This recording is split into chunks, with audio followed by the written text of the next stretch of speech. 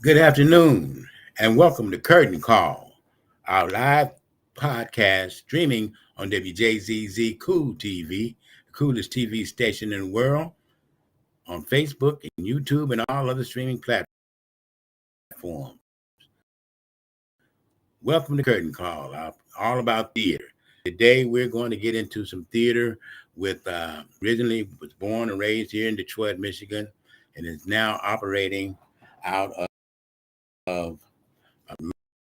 Louisville, Kentucky, being way back. It's on Harp. Before Clyde go, I just want to let you know that trying to enhance and our cultural heritage of theater, not only in where we're based, but across the United States and around the world. There's a lot of theater going on, not just here, but everywhere. And we're going to highlight people from different places, different locations, including Detroit and Michigan, as far away as New York City, Atlanta, North Carolina with the Black Theater Festival, uh, Chicago, and just all around the country. And so we will be highlighting different actors, writers, producers, uh, people we know who've been doing theater and are doing theater at a high degree. I wanted to mention also before we get started that we've got there's a play, Two Trains Running, is going on now in in uh, Kalamazoo, Michigan. And so, if you get a chance, if you're in the Kalamazoo area, to get out and see Two Trains Running, make it a point to get over there and see that play. Um, so now we've been joined by Mr. Clyde Tyrone Harper, a thespian from way back. Welcome, Tyrone. So glad to have you. Good to be here, man. Yeah, good to have you. I've been familiar with your work now for a long time. I met you shortly after I moved to Michigan many years ago. Um, uh, as I met and started making my way around the theater scene, and I want you to help me with this because I remember specifically the first couple of people I met in theater. One was Von Washington Okay. and the other I cannot recall his name. So I've been looking forward to talking to you, so that I can, so that you can remind me of his name. He was over James the African. Faulkner. That's it. That's it. I could not remember the name for nothing in the world. Afro American Studio Theater. We did a play over on the east side at the theater over there on Harper Avenue.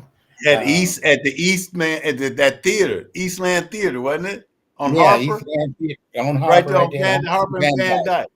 Right, we did a play over there, and I've been trying to think of his name, and we were going to put together a theater season over at the Northwest Activity Center. Uh, James Faulkner, William Yep, Faulkner, he's in James Houston. Faulkner. Yeah, Oh, he's he's in in Houston. Houston. Okay, He's I been was in just Houston wondering. for he's been in Houston for the last 15 or so years. A lot of years. Okay, Yeah, I've okay, seen him. okay. I just been scratching my head because ever since I've been doing this podcast, I've been trying to think of everybody I know in theater Right, so I could right. reach out to him, and I could not remember his name. All I Oh, could you got remember it. was African American Studio Theater and Von Washington, who was the Yeah. first person You want to and hear I who met. else who actually put that together? It was Who? Vaughn and Ruben Santiago Hudson. Okay, the actor who we know now from so many roles on movies and TV.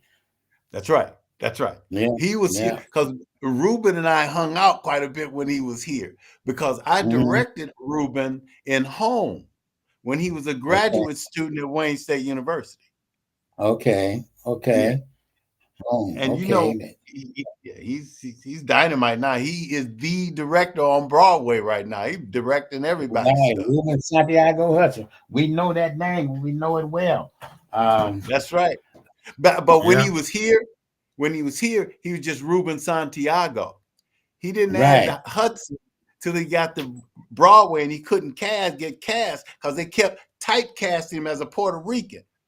So he took his mama's name, his mama's maiden name, and added it at the end. Okay. Ruben Santiago Hudson. That's where the Hudson came from, his mama. Oh, okay. Because I know I'm from what was the name of that movie, TV show? Lackawanna, was it Lackawanna Blues? Yeah, Yeah, that he was wrote it.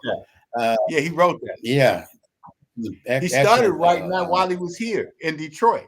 That's when he started writing, when he Okay. was here in graduate school. Okay, I got to reach out to him. If you got to connect, we'd like to get him on one of these shows one day. It would That be. would be I great.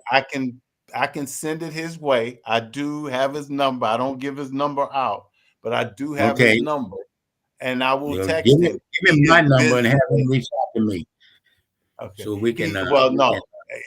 I will find out how to best make that happen.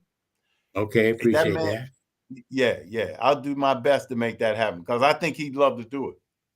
Oh yeah, especially if it's coming out of his hometown. And speaking of Well, hometown, go ahead. his hometown was Lackawanna, New York. That's Oh, where he's okay, okay. from Thus, Lackawanna. Lackawanna Blues.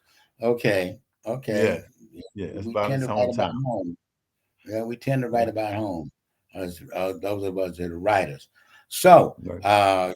again, you go back a long ways, and your history is rich in theater here in Detroit, and I know you're in Louisville, Kentucky now, and spreading your wings down there.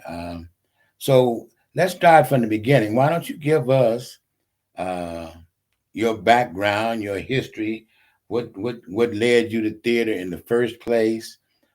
Mhm. What was that seed? Because like I say to everybody, once you get bitten by that bug, once you get that seed is planted, you're hooked for Mhm. life. Uh, Well, let's go right. back to Well, there are the two people. I think I was always ADHD before there was ADHD, uh, I know, and there and I was a was person in me that I didn't recognize until not long ago, and that's mm-hmm, Tyrone. That's my middle name, but now mm-hmm, I've attached the person to him because Tyrone is the person that had that energy. He's the one that had that artistic temperament. I didn't mm-hmm. know. It was in high school when I saw my first play, Raisin in the Sun. I was in You the couldn't start with a better play. I was 11. I was in the 11th grade, and I wasn't in it. I just was there watching it, and Mm-hmm, I was such a gregarious child. I was so enthralled with the fact of how the immediate gratification they got from all of that. and mm-hmm, and how everybody just they got all that attention, and that just I was moved by that, man. And mm-hmm, I said that would probably be something cool to do, and it was something like any teenager, that was something that was passing, you know. mm-hmm. And then I got out into the world, got out in high school, and I saw my first professional play. uh it was Hair with Meatloaf at the Okay. Vest Pocket. And I was like, whoa. I mean, I was like blown away. They were Mm-hmm, dancing up and down the aisles. They got naked on stage. I mean, it mm-hmm. was just wild. And that, who I didn't know at the time, that Tyrone in me was like, whoa, this is Yeah. nice. This is wild. So then that passed, and some years passed, and I worked for General Motors, and my neighbor was William Howard. He lived right around the corner from me. We were good friends. William Howard Mm-hmm. is Ouija. He was the lead singer of the Dramatics, who did Okay. What You See Is What You Get, and then all of that. So I had gotten married, and me and him was tight, and his wife and my wife were tight. So after the Dramatics, they come back off of that road with James Brown, and they were getting ready to go out to California to film the movie Watts Stacks. Mm-hmm. Well, they hired me as their road manager. I had Oh, just okay. gotten married. I had just got married. I was 22 years old, and I went out on the road with the Dramatics as their road manager. Man, we had limousine. It was just wild, man. It was the wildest time. I can remember standing out on the corner out there next to one of the limousines at the Summit Supper Club, going, man, if the brothers back in Detroit could see me now. Mm-hmm.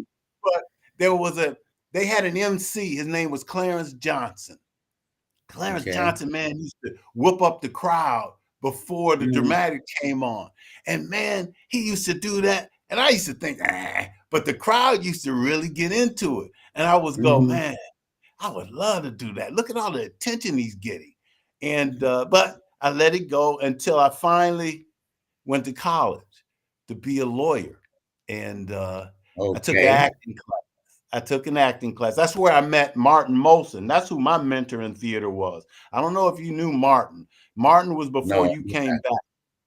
right. Yeah. So Actually, I Martin came. Molson was, I'm not originally from here. I moved here in 1980. yeah. Martin life was died in 79. But he was Okay. my mentor in 76 because I came to Wayne State in 1976. And I Okay. met Martin. And I took an acting class. I really liked it. And that summer, I volunteered to work backstage for the production of Black Girl and the Owl Killer. It was two one acts that Martin was directing. And Okay. I volunteered for that and I ran lights. They had that board with the thing with the arms and stuff, and the Right. arms That's and what you learn on. Yep. The big so board with the big yeah, levers. yeah, you be Yeah. raising them handles and That's stuff. what I Yeah, learned I on. learned on that. And me and Martin just took to each other, and we liked each other, and we had some common interests, and we talked a lot. And he mentored me, and I got to be in my first play, First Breeze of Summer, in 1976. September of 76. I got into my first play, First Breeze of Okay. Summer, by Leslie Lee. Got a chance to meet him too because the playwright came to it. Yeah. Yeah, and so I was bitten by the bug. So I had went to the college to become a lawyer, and when I changed to performing arts, my wife had kind of had enough, and she decided that we needed to be divorced. Oh And no. at the time, I thought it was a bad thing. But as it turns out, it turns out as it was the best thing for everybody all the way around because I Okay. finally found my passion and I finally found what it was I really wanted to do. I finally found who Tyrone was. I still didn't know who Tyrone was at that point, but I knew Tyrone loved to perform, and that was who wanted all that was the gregarious Clyde. Okay. Uh, No, I think for our audience's sake, you might need to explain Tyrone because I know that's your okay, middle name. I know you were yeah, inspired that's by my middle Tyrone, name. right? Okay, And see, you might Clyde. want to explain who Tyrone is in the framework of who you are as a performer. Okay, well, Tyrone is well, let me say who Clyde is first. Clyde is a practical person. Clyde is the Taurus. Clyde is the one that tries to do the right thing all the time. He tries to follow it all the time. Mhm. Tyrone is total opposite. Tyrone is experimental. Tyrone likes to go out there and explore life. He's not the one that wants to sit around and just in the block that he's born in. He wants to get out all over the country. He wants to do stuff. He gets Okay. caught up and he makes bad choices when he was young. Tyrone made some really bad choices when he was young. Almost destroyed Clyde's life. Um, but Tyrone had a funny thing. When he really messed up, he would call for Clyde and duck out. And so and so Clyde would then come and be that hand and go, okay, you see what you let Clyde get in and let Tyrone get you into. Now you gotta do what you can to get Tyrone out of this because y'all are in this together. And Okay. that's the practical Clyde. And that's when Clyde told them, I'll let you in on a secret. Clyde came to me one day and said, man, I think I need to get out of town. I think you need to get us out of town because I done messed up terribly. And I went, okay. And I cried out for help, man. And Okay. my adopted sister in California, they got me out of town and they got me to Louisville, Kentucky. First, they got me to Lexington. because that's where my son and all my grandkids are, in Lexington, Kentucky. Okay. I and they've always been in Louisville myself. I lived in Louisville for a short period of time. Okay. Well, they're in Lexington, so I went there, and then I came here to Louisville and got recovery because I got caught up. Tyrone had got me caught up bad, and I left before I destroyed my reputation, Clyde's reputation. I said better that I leave and people just think I've gone or disappeared than them to know what's really going on with me and all that feeling sorry and and I'll just disappear. And so I did. And I have to mention this, a brother that I love dearly, man. He was one of my kids coming through the summer programs that I ran. And you know him too, Keith Jackson, Otis Keith Jackson. Otis Keith Jackson, that's my main man. I love that boy. I love that boy. If it hadn't been for that boy, if that hadn't been for Otis Keith Jackson, I don't think I'd have made it back. Were you the one who introduced me to Keith? No, I was trying to remember who introduced me to Keith. I just know somebody introduced me to Keith. I don't know if it was you or Ron Milner, or if Keith introduced me to Ron Milner. No, it's probably Ron Milner because I introduced Ron Milner to Keith. Okay, so it's probably everybody Ron Milner to Keith. Yeah, I introduced everybody to Keith. Okay, man. Go ahead. Oh, and this is another name I got to mention because of the arts part of it, the conversation, because I want to get to that. Okay. Shahida Mausi. Right. I would be remiss if I didn't mention her. She put me in a position. Once I went to Wayne State University, Martin and I, we started the Black Theater Touring Company of Wayne State University. Okay. I was a tour. Hold that thought right there, Clyde. Hold that thought right there. You're watching Curtain Call on WJZZ Cool TV, the coolest TV station in the world. Streaming live on Facebook, YouTube, and all other streaming platforms. We'd love it if you would give us a like, make a comment, subscribe. But please watch us every week. Curtain Call on WJZZ Cool TV, the coolest TV station in the world. Okay, Clyde, I had to do that. I know. I just didn't want to lose where I was. I'll lose because I was listening to you and lost where I was. Okay. That's the problem with I was. You was talking about Shahida. Oh, now I'm back. Okay. Shahida. Yeah, I'd be remiss. Shahida. When we started the Black Theater Touring Company, I was the first touring person for that. I was in that show, and I got all the first places that it went. I developed the tour guide. I developed the tour list. Shahida at the time was pregnant and the head of activities for the public library. I went to the public library to get them to book the shows that the African American, I'm going to say it right, the Black Theater Touring Company of Wayne State University was doing, which I was a part of. She booked 5 shows for 5 different libraries. And it was there our relationship started, our friendship started. Okay. And it was from that friendship when she got the job of the Detroit Council of the Arts, and I called to congratulate her and renewed that friendship with her. It was that renewal of that friendship that made her give me the opportunity, along with her mother, Joyce Garrett, because Joyce Garrett is one that told her that you got to hire me. He done enough. It's time to hire him. But it was her that put me in the Council of the Arts and put me in charge of youth services. I did meeting for her with New Detroit. Okay. I mean, I got to meet all the professional musicians. She just put me right in the center of everything that was going on at the time, and it was perfect. It was just perfect. Okay. For me. Oh, great. And so I did that for a while, and I did all that before I left. Let me back up just a little bit for those who don't know.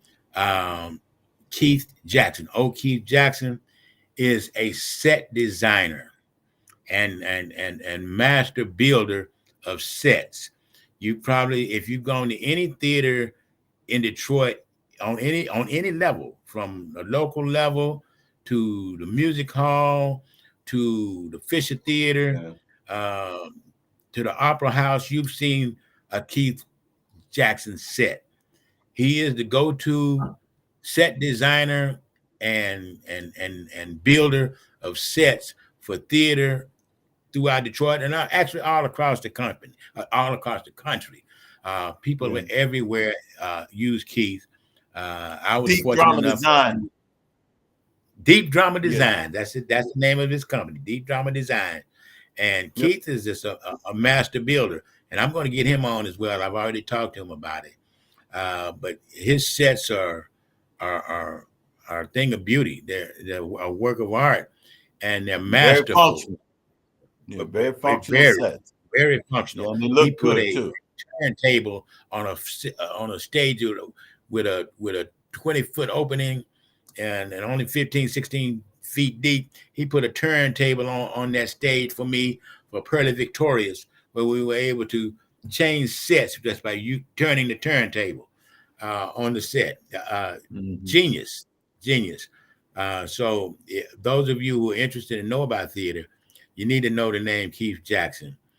He's Yep. kind of expensive now. I can't afford him, but he is a master builder. Okay, Clyde, I didn't mean to interrupt you there, but I wanted people to know who Keith Jackson was Yeah. because he Yeah. was instrumental not only in your theater, but me as well. Yeah.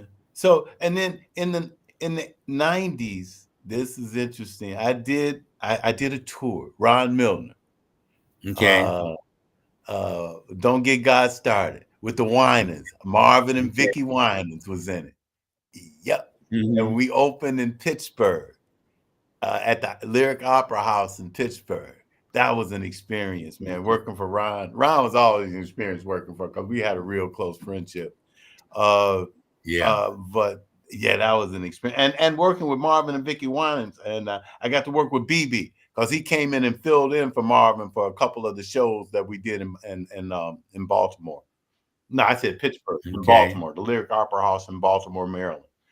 Um, okay, and when I came back, that's when the Detroit Council of Arts hired me a second time because I worked for him from 70 no, from 81 to 83 or 84. And then I stopped working for him. I went on the road, was an opener for a business called the Vin Good Marketing Company. And I did that for a few hmm years. Then I came back and worked for him after I got finished doing the show for the in Baltimore, which was in 80, 88, 87, 88. And then I came back and became a part of the Council of the Arts for the next 7 years, 7 or 8 years, in uh, 89. And I was there until about 97. I was at DC, and that's when I finally left, uh, and kind of disappeared into, and I reappeared in and 2006 is when I came back. That's when I had been away for the time. I went through recovery. I went through recovery, and then for 7 years, I was opening alcohol and drug recovery centers around the state of Kentucky. I was the consultant um, that opened those for around their state. But during that time, I also worked with directors. Jesus, I got to remember their names. Um, New York directors too at U of L. I did a couple of shows at U of L. I did an August okay, Wilson piece, Headley, uh, and okay. and I did God, I did that. I did several pieces. I have to. Then I started working for a theater here, the Bunbury Theater, and hmm I did Which one? the Bunbury Theater. Is Bunbury. Okay, They've been around for about 30-something years, 36 years. First thing I did from them was Driving Miss Daisy. Then I started. You know Leslie McCurdy? I know the name, but I don't know the person. Canadian actress who does Harriet Tubman. I know the name. Okay. I don't Well, know anyway, I produced one of her shows. I got the Bunbury to produce one of her shows down here. It was called Lady Ain't Singing No Blues. She had wrote that piece, and they produced it for her down there. And she came down here and did it, and I got a chance to direct that. So that was a lot of fun. I got a chance to do that. Lately, I've been directing for a guy named Larry Muhammad. Our playwright. He wrote Searching for Leroy. That's his biggest one. And I just got finished directing. This is interesting. I just got finished directing Last Night at McKell's for Larry Muhammad. That's the playwright from here, from Louisville, Kentucky. Well, there were 4 actors in that. I used 3 Detroit actors, and I rehearsed it in Detroit, but we did it here in Louisville.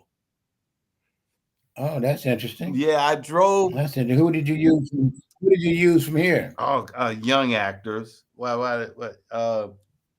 Okay. I knew I should have had all this information in front of me. I know it's probably somewhere around me that I can reach out and grab it, who those actors were. I got them primarily from the Rep. Because I held auditions at the Rep. Jonathan Williams. You know Jonathan Williams? He just got finished doing it. Yeah. Yes, he was in it. He was one of the actors. Yeah. And the 2 others from Detroit. One was a young and one was a young. I bet you know the lady too. What's her name? It'll come to me. Oh, I just can't think of it right offhand, and I don't want to search for it now. It'll take too much time for me searching around my stuff, just trying to find something with the names on it. We'll have to do this again. I'll have names. Right. If we're able to get Ruben Santiago on, maybe we have you both on at the same time. Yeah, that'd be nice. Oh, we'd have some stories to tell, but we'd have to talk about what we could say and couldn't. Right. Because me and him was hanging before he became Ruben Santiago, Mr. Ruben Santiago Hudson. Right. When he was just Rube. Hey, Rube. Right, just Rube. Which you just made me think of somebody else I need to call and get on, which I haven't intended to do, and that's Ruben Yabuka. Yeah, I did a show for him. I worked with Rube. Yeah. That was the first person that ever fired me. I deserved it too. I did. Ruben fired me. I deserved it. I think I was trying to get fired. We were in Toledo doing fences. I did fences for him. And we were in Toledo. And I told him. I remember when he directed. Huh? I remember when he directed Fences at the Rep. Yeah, I was in it. And I played lions. Yeah, so we were doing the show. I don't know what was wrong with me. I was out of my mind. But I wasn't taking no more notes. And I told everybody in the dressing room, I said, I ain't taking no more notes, y'all. I'm done. Show's running. I'm done. Because Ruben liked to give notes. He liked to give notes all the time. Right, he gives a lot of notes. I give a lot of notes too. I said, no, I ain't taking no more. Because Martin had always said, once the show opens, it's the stage manager's show, right? You can't. That's right. That's right. So then, that's right. What Ruben started doing was I turned it over to the stage manager. He started telling the stage manager to give me notes. Well, instead of the stage manager coming down and saying, "Look, the stage manager," she said, "Ruben said that you need to." I said, "I told you I ain't taking no more notes from Ruben." I said, "So you can go home back and tell him I'm done." I got fired. He said, "I'm firing that brother." Yeah, Ruben and I had to fire a young man the night before opening night. They're doing a dress rehearsal. We fired a person the night of the dress rehearsal before the show opened the next day. We both cut him loose because he was acting, and he was Oh, coming across as an actor and not as the character. And mine had he was nothing. Yeah. going to ruin it. He was going to ruin it. And Oh, Ruben said, we can let him go. We can replace him. And I said, well, let's yeah, do it. And yeah. we brought in Roosevelt Johnson. And Roosevelt spent 24 hours getting that show, learning that show. And we opened, and it was flawless. It was flawless. See, Ruben worked yeah. with him for that full 24 hours. But yeah, so you were Mhm. one of those people who was fired by Ruben. That's right. Ruben That's right. don't play. And You got to get it was Ruben like up. it was what, and it was just totally. The show was. We had been running the show like we just ran it at the rep, so it wasn't like the show Mhm. wasn't hot. You know what I'm saying? Right. The show was No, good, Fences was hot. Yeah, huh? Fences was good. I saw it. I I saw mean, it at I the. know. I I saw mean, we that were in production. Toledo. He toured it. We Right. toured it in Toledo. And Right. I said, man. I said, I was trying, as I was saying, just want, man, leave me alone. I just want people, leave me alone. I don't know where I was that. I said, man, but I'll tell you one thing he did. He fired me and he gave me my check. I had Okay. utmost respect for him. I Right. said, he fired me Right. and gave me my check as I walked out the door. I said, you go ahead on, Ruben. I said, I Right. said, Right. now I need a ride home. I said, All the way from Toledo. that's right. You are watching Curtain Call on WJZZ Cool TV, the coolest TV station in the world. Streaming live on Facebook, YouTube, and all other streaming platforms. X, which was formerly Twitter. So if you please like us, give us a thumbs up, make a comment, let us know what you think about Curtain Call. Coming to you live on WJZZ Cool TV, the coolest TV station in the world. Okay. Okay. So yeah, you after that experience with Yeah. Ruben, you um Yeah. Yeah. yeah, you had And then I worked for the you rep. had moved you Huh? I worked for the rep what? a little while. You, right, okay. I And said I that's worked when with I you worked did the with the rep fences for a at little while. okay Yeah, I with the did that. repertory I did Detroit Repertory bullpen. Theater. Yeah, Okay, I did bullpen there uh okay, with Roosevelt and all those cats, Gerard and bunch of other cats. Did a couple shows there. okay, Um and then like I said in I left uh in 2003. That's when I left Michigan. okay. Um Okay, you alluded to this a number of times, and I know it's a heavy subject to talk about. And you talked about your addiction and that sort of thing. You want to expound on that just a little bit to let us, because you have definitely made that curve. You've been through that downstroke and on the upstroke.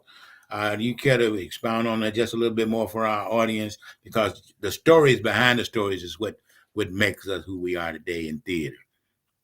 I got strung out on heroin back when it was new to everybody in the street back in 69. That's when it was come out of just entertainers and it flowed out into Mm-hmm. the streets to and that's when I got strung out. And then from that point forward, from the time I was 20, and I was 20 years old when that happened. And from Okay. that time, I was fighting my addiction until 2003, off and Okay. on. Okay. Uh, I never shot dope. I never shot dope, but I snorted it. I snorted up tons of Mm-hmm. it. Okay. And it was the reason that I'm such a late bloomer as far as I'm concerned in theater. I mean, I did a lot Mm-hmm. while I was using. That's what's the amazing. That's when I know God has been with me because I've accomplished and done so much while using and was never arrested, never, you know what I mean? Never got in that kind of trouble that would have ruined me and my career. That's the reason I really feel that, and I mean this with a passion. Mm-hmm. That my mother, before she passed, she made a covenant with God about my little butt, because she knew that she couldn't control me, because my dad had died when I was 15. And so Okay. she knew at 18 it was, and she was partially invalid. And Okay. she couldn't keep up with, she knew she couldn't stop me, and she couldn't keep up with me. So I think she put me in God's hands so she could sleep at nights. Mm-hmm. You know what I mean? I know So, exactly what you mean. I know that. I know that path. I know that story. so so I think that's what happened, because I did my best. Tyrone did his best to Mhm. mess things up for me. Okay. You know what I mean? He really did. But there was something I realized, and this because of my mom, and because of my religious background, that I kind of re, rejected, but accepted, but rejected when I was younger. Mm-hmm. And I realized that it wasn't God that messed me up. It was Clyde. It was Tyrone that messed me up. And Tyrone. Tyrone and Clyde messed me up. And Mm-hmm. that's what I took responsibility for that. I never blamed anything or anybody for where I found myself. I always blamed me. And if Mm-hmm. I put myself there, and my prayer to God was this. I said, God, I know I done something that put me in this position I'm in now. And if this is the way I gotta live, then I will do the best I can with this. But Mm-hmm. if you can see it in your way to give me just another shot at this thing, I'd appreciate it. But I know I Mm-hmm. don't deserve nothing. And so Right. that's how I believe that. And so for 7 years, man, I kind of wallowed. I was Wow. from 1997 to 2003, October 15th. Mm-hmm. That was the first day I had with no drugs. 2003. October 15, 2003. Yep. Okay. And it was December 1st when I set foot in Louisville, Kentucky, in a recovery center called the Healing Place. Okay. And Okay. I was at the Healing Place for uh 8 years. Okay. One the first 16 months as a client and as a peer mentor supervisor, which is a glorified client who just helps other peer mentors go through the Mm-hmm. process.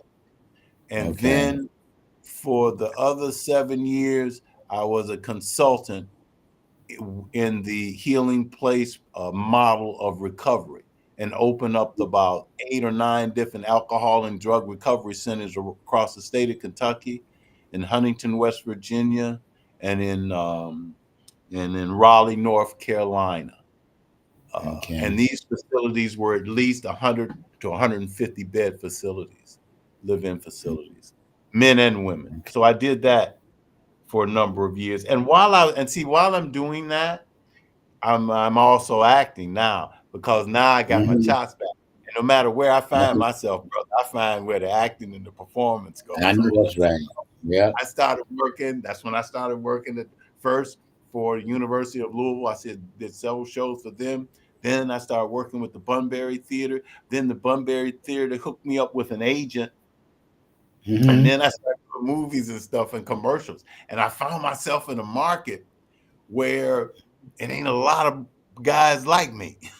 Right. Exactly. You know what Louisville. I Yeah. mean? So that I mean, and then the other thing is, I left Michigan thinking, oh man, they're getting the tax credits and it's getting ready to be big. But that's the way it Mm-hmm. is here. That's the way it is Okay. in Tennessee.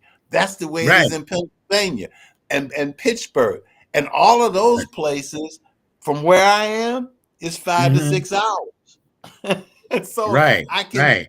Chicago is 5 hours. Detroit is like 5.5 hours. Pittsburgh is Okay. 5 or 6 hours. I mean, Mm-hmm. I'm Memphis only 3 or 4 hours. I'm right in the middle Mm-hmm. of all of it, so I've been able to All take right. advantage Right. of that. I've done Yep. movies Two in. hours from Nashville. That's Two and right. a half You see hours what from I mean? Nashville. I'm Yeah. right in the center of it. And now they have tax credits here in Louisville, so they're always doing movies here. Right, right. And hopefully Michigan get their tax credits back so we can get back to make, well, actually they're making a lot of movies here now, independent movies. Are they? But see, Here this is the in problem with Detroit. this is the problem with I'm a part of the agency in Michigan. But the problem with the agency in Michigan is that they don't do much canvassing outside of Michigan for work. Right, right, right. I like, you see what I mean? They don't canvass and let's see, Heyman and people I'm they get me auditions from I've gotten Tyler Perry auditions. Okay. I get auditions for major stuff. And I've gotten and I've had, you know, some auditions for stuff in Michigan, but the stuff I've gotten in Michigan, I didn't get from a Michigan agent. Company. Right. You know, because I did an episode of the Detroiters. Okay. You remember the Detroiters? I remember the Detroiters. That's that comedy. Right, the comedy with, I can't think of the actor's name now, but That white boy and that brother. Right. I've said that's a comedy. I've seen that. Yeah, I can't think of the brother's name now. I do know Shantae Dallin is in that. She played a major role in that. Okay. Well, I'm in season 2, episode 9. I have 3 scenes, and I have a very major role in that. I think I might have seen that. I'm pretty sure I did. That's the one with the quarterback is in. Okay, I think I saw that. Where he's playing football, where he's bowling with a football. Okay, yeah. Caesar's Pizza. Yeah, that's the one. Right. So yeah, I got that with an outside agent. Like now, I have a couple movies that are coming out. One of them is So Much for Love. That's with Finnegan Whitlock, I think it is. He was from American Horror Story, first season. Okay. I'm in the ensemble with that. A lot of it happens at Mo's Diner, and I'm Mo. So that's what I'm. It's kind of major. You definitely got screen time. Yes, I got screen time. I mean, most of the stuff I do now does not get left on the floor. Good. I don't have a lot of stuff getting left on the floor because I get, I always get words. Okay. I'm always getting words. Now I'm not. Let me tell you where I'm at, and I had to check myself. Sometimes I have to check myself. This director asked for me. The director asked for me because I guess I was the perfect type they were looking for to play this guard in this movie called Masterminds. And so I normally, he said it's a glorified extra. Well, naturally, glorified extra. I'm going, I'm not doing no glorified. But then they said the director asked for you. I said, all right, I do it. So I go out to do the glorified, and I have 2 days on this. So that's rarely that an extra has 2 days. Usually extra has 1 day and that's it. I had 2 days. First day, it goes all right. All I do is I have to get on set, get in this guard uniform, go sit in the museum and go like this. And go sleep. That's all I had to do. I mean, no lines, no nothing. That's the reason I normally don't do those. But I'm gonna be seen all throughout as they're robbing the museum. Everybody gonna say that's Clyde. As they're robbing the museum, I'm gonna be sitting there asleep. Well, everything goes fine. The next day I come, I'm sitting around. I go over to one of the things where food is, where I had went the other time I was there. I had no problem. I go over there and they question me. They say, this is just for the production crew and and yours is somewhere else anyway. I said, okay, fine. I said, but this is where they told me I could. And then I go sit down. Then I go see another group of people from the same place I am. They're just extras. And they go over there and don't say shit to them. So now I'm a little pissed. But I ain't gonna let it get to me. I know white folks, right? So then I got to go up the wardrobe. So I go up the wardrobe, and they got a wardrobe for me as an extra, and they give me the wardrobe. So now I got my clothes, and they're in this. They got this whole floor, and I mean a warehouse floor, and they got a lot of clothes up there. But I'm sure there's a spot they could have found where we could have set our clothes down. But now we got to clear our clothes with us. I'm going, Mhm. oh, now I'm really getting a little, you know, because I feel a little put upon. When usually I have a trailer. You know what I mean? I'm like, Mhm. I don't have a trailer. I'm carrying my stuff around. My ego, I said, calm down. Don't let your ego get the best of you. And so then it comes time to eat. Well, normally when it's time to eat, they let the production people go first because they have to get back first to get everything set up for everybody else. Right. Most all of the production people had gone through, except for one person. And there were 8 of us extra standing there. And I go to get something to eat. And the woman says, well, we have to let the production people go first. I said, well, they're gone. And she said, well, there's one person that hasn't gone yet. I said, well, there's plenty of food. Just let him take cuts when he comes. And Mhm. I said, that's all right. That ain't my job. I said, and she said, no, well, you'll have to wait. I said, I'm not hungry. And I went back to the trailer, and I went back and sat down by myself in a corner. I said, well, I'm going to just wait. I was so, I guess I was so obvious that I wasn't talking to nobody. On saying to nobody. People were coming over to me saying, you all right? I was saying, yeah, I'm fine. And finally the director said, are you all right? I said, yeah, it's just my stuff. I said, because my ego, I knew it was my ego. You know what I mean? Mhm. Because I had Mhm. usually when I do shows, I have my own trailer. I mean, I that's the reason I don't do extra, is because Mhm. I don't like the way they treat extras. And I don't want to be treated like that.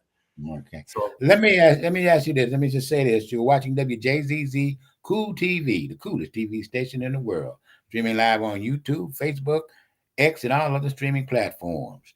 Please like us, comment, let other people know that you're watching Curtain Call on WJZZ Cool TV, the coolest TV station in the world. Clyde, you had mentioned that you had uh, uh, uh, just been cast in an upcoming play yes, I and wasn't also cast in the movie. So give us that. We got a couple of more minutes left. So let us well, know what you're doing now and what's coming up, and let okay. everybody know where they can see you and come out and support you in your craft.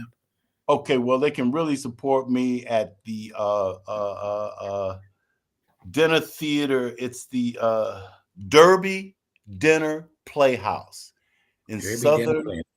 in southern Kentucky. I'll be in a show called Half Baked, and try to make it. It's a comedy. It's a farcical comedy, and it's dinner Okay. theater. So make reservations. Uh, The other thing is I got a voiceover. I do that tomorrow. That's just a commercial that I'm not even sure what that's about. It's one of those short gigs. And the Mm-hmm. movie is what's it called? It's called Holiday Hoax. And I play Holiday a Hope. homeless, yeah, and I play a homeless person in that. I got lines, so Okay. I'm a homeless person Okay. in that one. And like Okay. I said, I'm waiting for a release date on So Much for Love. That's the one I'm really waiting on to come out. I was hoping it would come out in April or May. That's what I'm still hoping for. Okay. And that's a movie you just recently did? Yeah, that's the movie that I did last summer. Okay. And where can we look to see that at? Well, that's all I do is perform in them All right. and Right. Right. yeah, Okay. yeah. I don't Okay. decide when they come out. Okay. Right. Right. On what service they come out on, whether it's Right, in right, theater or on a streaming service. exactly. Okay. Clyde, this has been great. This has been one of his good seeing you, good Yeah, talking to you. I know I talked to you earlier at some point last year, and you were talking about writing something.